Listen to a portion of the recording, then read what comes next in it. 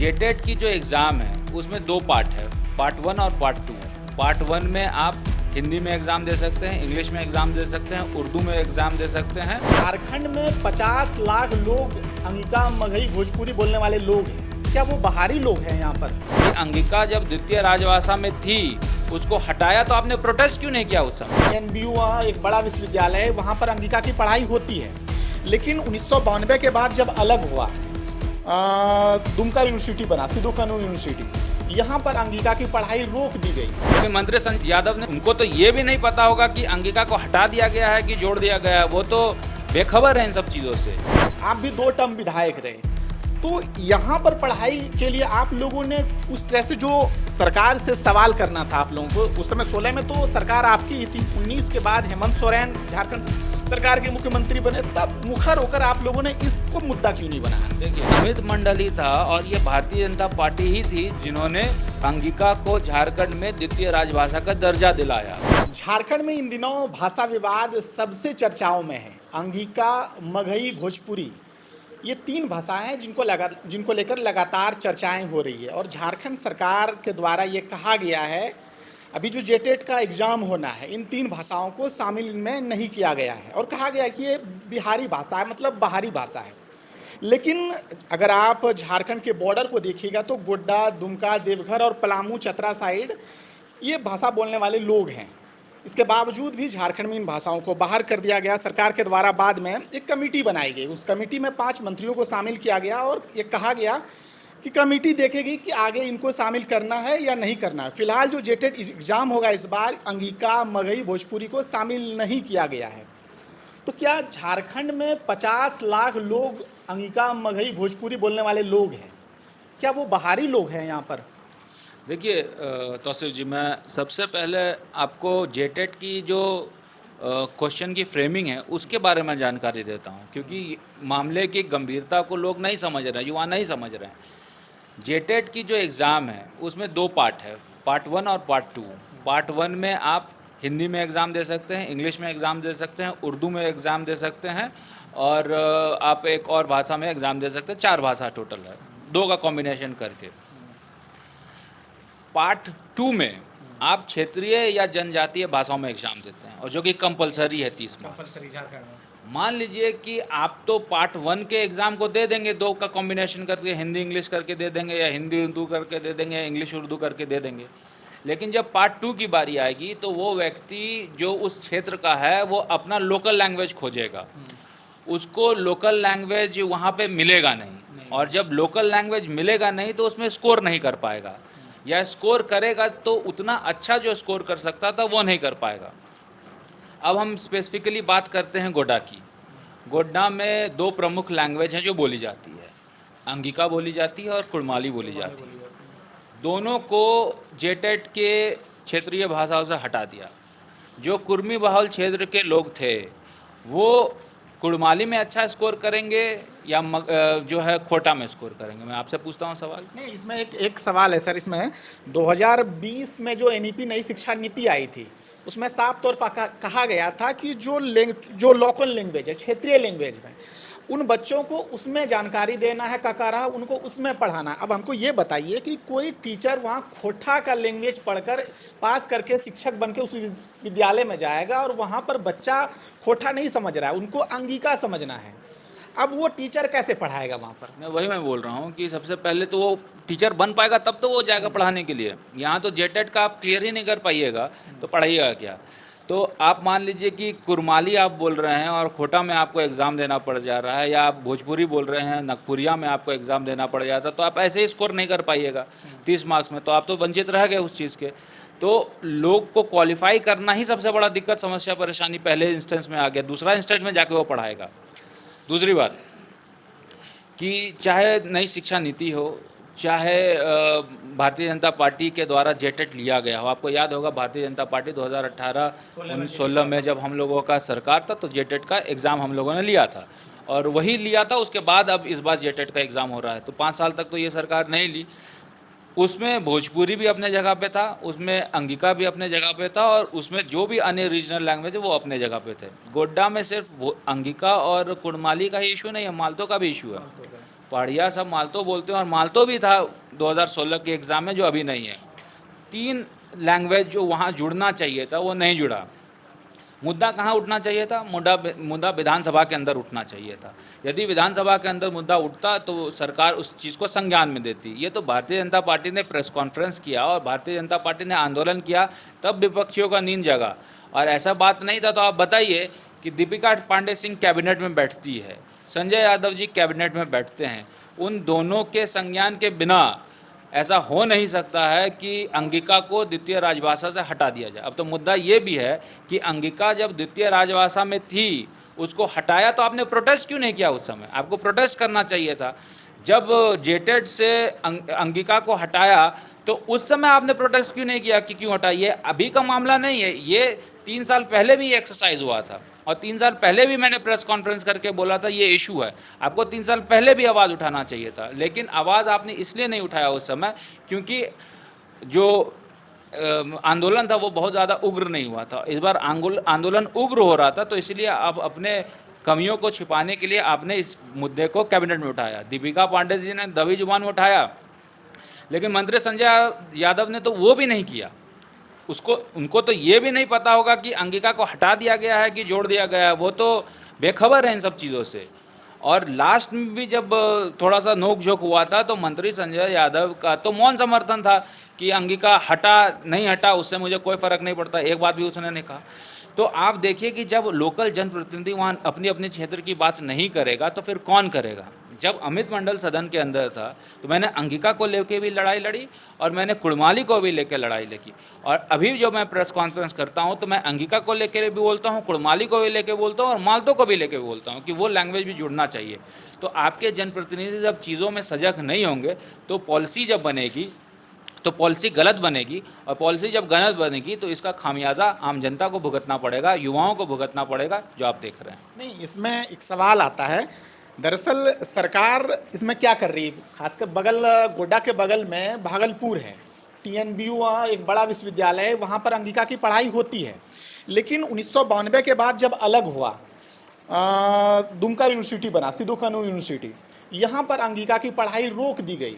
आप भी 2 टर्म विधायक रहे, तो यहाँ पर पढ़ाई के लिए आप लोगों ने उस तरह से जो सरकार से सवाल करना था आप लोगों को, उस समय 16 में तो सरकार आपकी ही थी, 19 के बाद हेमंत सोरेन झारखंड सरकार के मुख्यमंत्री बने, तब मुखर होकर आप लोगों ने इसको मुद्दा क्यों नहीं बनाया? देखिए, मैं आपकी जानकारी के लिए बता दूं कि ये अमित मंडल ही था और ये भारतीय जनता पार्टी ही थी जिन्होंने अंगिका को झारखंड में द्वितीय राजभाषा का दर्जा दिलाया।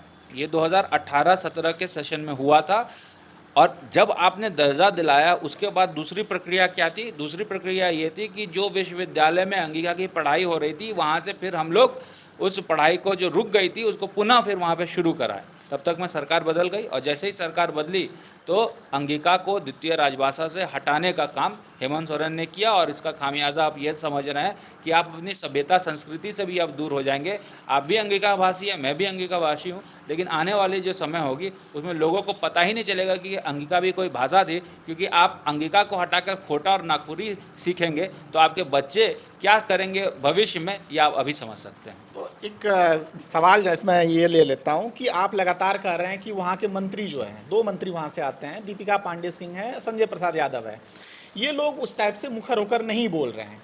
लेकिन मेरा ये कहना है कि जब एक बड़ा बाहुल्य क्षेत्र है अंगिका बोलने वाले लोगों का, तो विपक्ष को कम से कम रोड पे उतरना चाहिए, सड़कों पे दिखना चाहिए। अभी ये तो विपक्ष का ही मुद्दा है जो आज इन लोगों को बाध्य होकर इस बारे में चर्चा करनी पड़ रही है। विपक्ष ने आंदोलन किया, विपक्ष का प्रेस कॉन्फ्रेंस हुआ, विपक्ष ने मुद्दों को रखा, तो ये आज बात हो रही है कि हम भी चाहते हैं अंगिका को जोड़ा जाए, हम भी चाहते हैं भोजपुरी को जोड़ा जाए। इससे पहले तो सरकार चुप थी, और ये अभी की बात नहीं है, ये आज का मुद्दा नहीं है। अमित मंडल जब विधायक था तो मैंने सड़क से सदन पे लड़ाई लड़ी थी, मैंने अंगिका के लिए वहाँ पर प्रोटेस्ट कराया था, मैंने विधानसभा के अंदर क्वेश्चन दिया था, जिसका ये परिणाम था कि जब तक मैं विधायक था तब तक अंगिका और कुड़माली की बातों पे सरकार गलत स्टेप नहीं ले पाती थी। आज जैसे मैं विधायक नहीं हूँ, सदन के अंदर मैं नहीं बोल पा रहा हूँ, सड़क पर बोल सकते हैं, सदन के अंदर बोलने का हक छीन लिया गया है, तो सदन के अंदर जो पॉलिसी बन रही है वो त्रुटिपूर्ण बन रही है, जिसके कारण ये समस्या आ रही है। एक आखिरी सवाल ले लेते हैं। एक बड़ा क्षेत्र है संताल परगना का, 6 जिले हैं वहाँ पर, और एक यूनिवर्सिटी उस 6 जिले में। अगर इसमें सरकार के साथ साथ आप लोग भी कम से कम सजग हो, लगातार आवाज़ उठाएं कि कम से कम इतना बड़ा क्षेत्र है, एक यूनिवर्सिटी, तो कैसे छात्रों का भला होगा? अंगिका का विवाद जरूर है, लेकिन यूनिवर्सिटी तो एक ही है।